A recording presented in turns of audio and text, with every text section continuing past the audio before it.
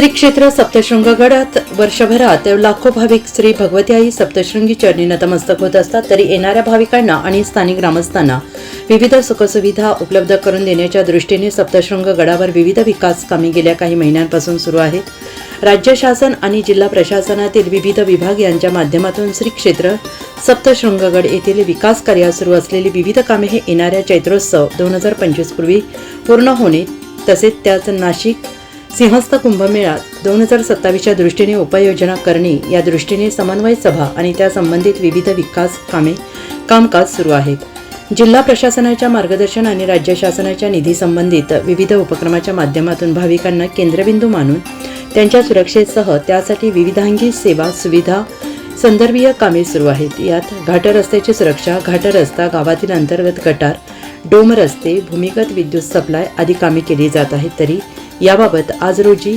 सहाय्यक जिल्हाधिकारी तथा उपविभागीय अधिकारी कळवण यांच्या अध्यक्षतेखाली आढावा बैठक ही श्री सप्तशृंग निवासिनी देवी ट्रस्टच्या मुख्य कार्यालय येथे आयोजित केली गेली।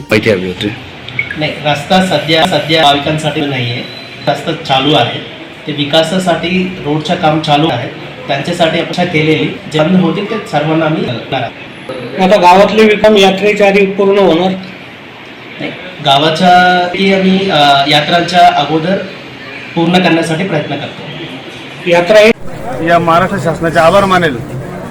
या राज्याचे मुख्यमंत्री महोदय असतील, उपमुख्यमंत्री महोदय असतील, दोन्ही मुख्यमंत्री महोदय, पालकमंत्री महोदय, तालुक्याचे आमदार पवार यांच्या नेतृत्वात हा विकास आराखडा मंजूर झालेला आहे। सदर या कामाचं काम प्रगतीपथावर असून पहिल्या पायरीत माझी भवानी चौक आहे, इथं साईडला गटर आहे, डोमची व्यवस्था केली, रस्त्याची व्यवस्था केली, एवढ्या महिन्यात लवकर काम पूर्ण होणार आहे असं मी ग्रामपंचायत वतीने आवाहन करतो। आणि यावेळी कळवण तहसीलदार श्री सप्तशृंग निवासिनी देवी ट्रस्टचे मुख्य व्यवस्थापक सुदर्शन दहातुंडे, ग्रामपंचायत सरपंच रमेश पवार, उपसरपंच संदीप बेनके, ग्रामपंचायत सदस्य माजी सरपंच दत्तू बर्डे, व्यापारी संघटनेचे अध्यक्ष अजय दुबे तसेच विविध पदाधिकारी उपस्थित होते। NCN न्यूजसाठी रघुवीर जोशी, सप्तशृंगीगड।